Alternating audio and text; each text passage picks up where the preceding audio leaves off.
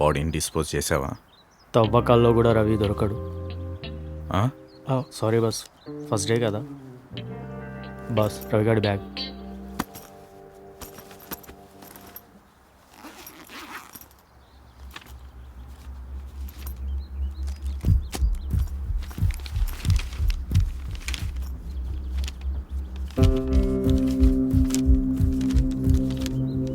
పార్టీకి బ్యాగ్ చూపించి పని అయిపోయిందని చెప్పు. డబ్బులు ఇవ్వడం లేట్ అయిందనుకో, వాళ్ళని కూడా రవిగాడి దగ్గరికి పంపిస్తా అని చెప్పు. Okay bus. వెళ్ళు.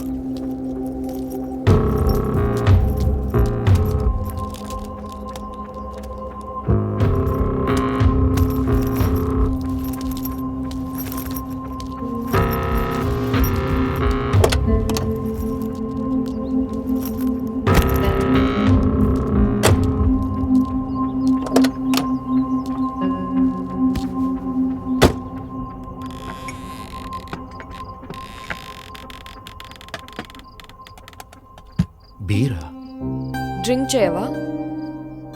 చేస్తాను, కానీ స్పెషల్ ఏంటా అని. Come come.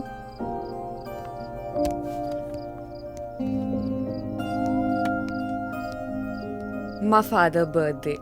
ఓ, ఇప్పుడు ఆయన కూడా వస్తున్నారా? నో, 2 years బ్యాక్ యాక్సిడెంట్లో చనిపోయారు. I'm very sorry. It's okay. చిన్నప్పటి నుంచి is my best friend. Actually ఇద్దరం కలిసే కాఫీ షాప్ స్టార్ట్ చేద్దాం అనుకున్నాం. అందుకే it's very important to me. ఈ బిజినెస్ కోసం సంతోష్ని వదులుకున్నప్పుడే నాకు మీ సీరియస్నెస్ అర్థమైంది, కానీ ఇంత స్ట్రాంగ్ రీజన్ ఎక్స్పెక్ట్ చేయలేదు. సంతోష్ నాకు సపోర్ట్గా ఉంటాడు అనుకున్నాను, కానీ ప్రొటెక్షన్ అనే పేరుతో నన్ను నాకే దూరం చేశాడు.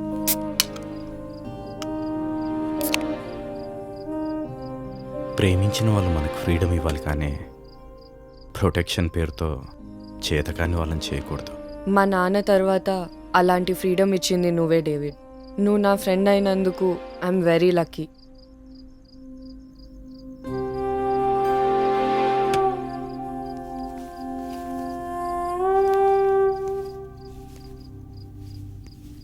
డేవిడ్, ఏమైంది? ఇండిపెండెంట్గా ఉండాలన్న బలమైన మీ సంకల్పమే ఈ కాఫీ షాప్ క్లోజ్ అవ్వకుండా ఆపింది.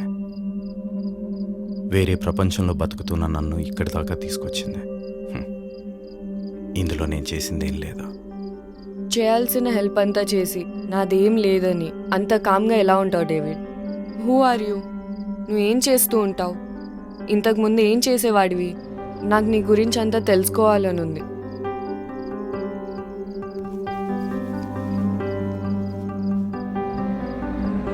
నాది తెలుసుకోవాల్సినంత గొప్ప పాస్ట్ కాదు. అందులో నీలాంటి చాలామంది అమాయకుల ఏడుపులున్నాయి. వినగలవా? ఆకలి బాధతో దారి తప్పిన కథ ఉంది. అర్థం చేసుకోగలవా? అవసరాలు తీర్చుకోవడానికి రక్తం తాగే రాక్షసుడున్నాడు. చూడగలవా?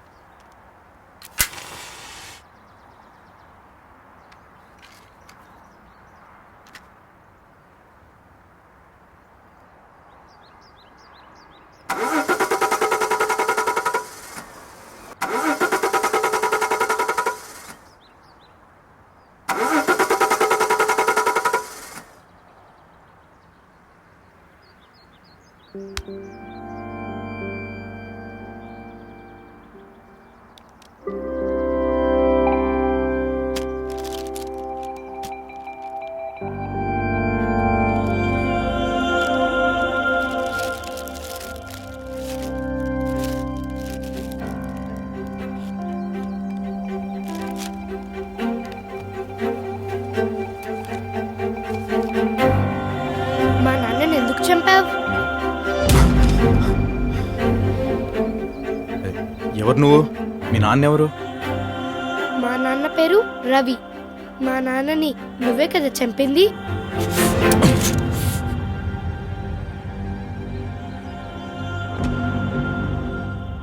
భయంగా లేదా?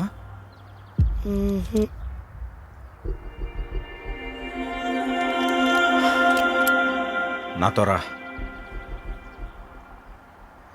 అంకుల్ అంకుల్ మా నాన్న గురించి నేనేమీ అడగను, కానీ నా బర్త్డే కోసం ఒక గిఫ్ట్ కొన్నారు. ఆ గిఫ్ట్ కనుక దొరికితే నాకు ఇస్తారా?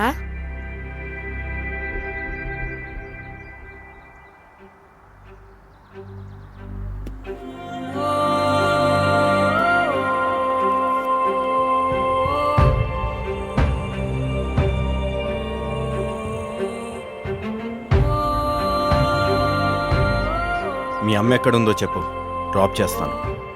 నాకు అమ్మ లేదు.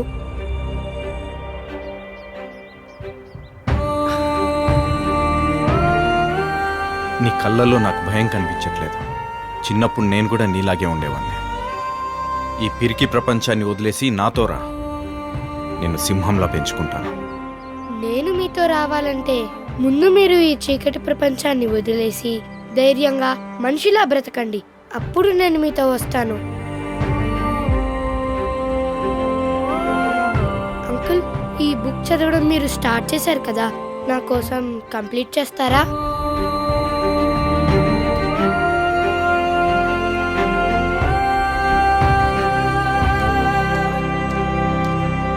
బాస్ పేమెంట్ వచ్చేసింది.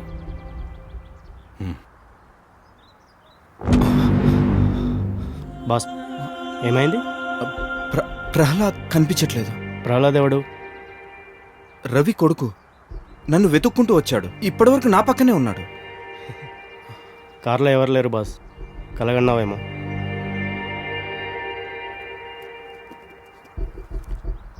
హిరణ్యకశిపుని కథలు. మనలాంటి హిరణ్యకశిపులు ఇలాంటి కథలు చదివితే ప్రహ్లాదులే కనపడతారు. బాస్ ఆకలేస్తుంది, వెళ్దామా? బాస్, మనం రవిని చంపిన ప్లేస్కి చాలా పెద్ద హిస్టరీ ఉంది తెలుసా? ఏంటది? ఎవడో ఒక ప్రపంచం అంతం కాబోతుందని ఒక వ్యాన్తో వచ్చి అక్కడ కొంతకాలం ఉన్నాడు. వాడు చచ్చాక ఇంకో ప్రపంచాన్ని నేను కాపాడుతా అని అదే ప్లేస్లో కొంతకాలం ఉన్నది. వీళ్ళు కాకుండా నాకు అక్కడ 3 గురువులు ఉన్నారని అప్పుడప్పుడు వచ్చిపోతుంటాడు. ఇప్పుడు నీకేమో కారులో ప్రహ్లాదుడు కనిపించింది. ఇంతకీ ప్రహ్లాదుడు ఏం చెప్పాడు బాస్?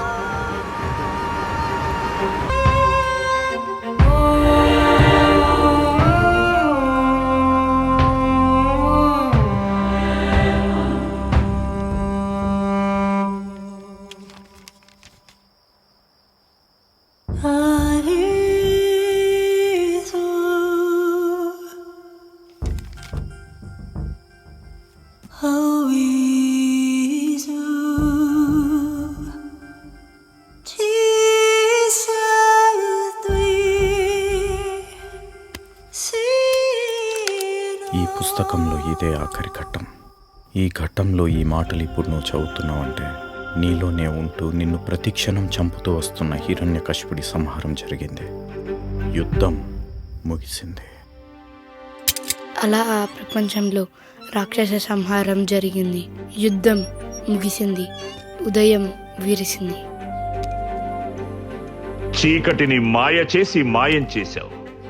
నీ దేవుణ్ణి గెలిపించుకోవడానికి నీది కాని ప్రపంచంలోకి వెళ్ళావు. నాలో ఉన్న ప్రపంచంలో అణువణువు నాదే, ప్రతి అణువు నేనే.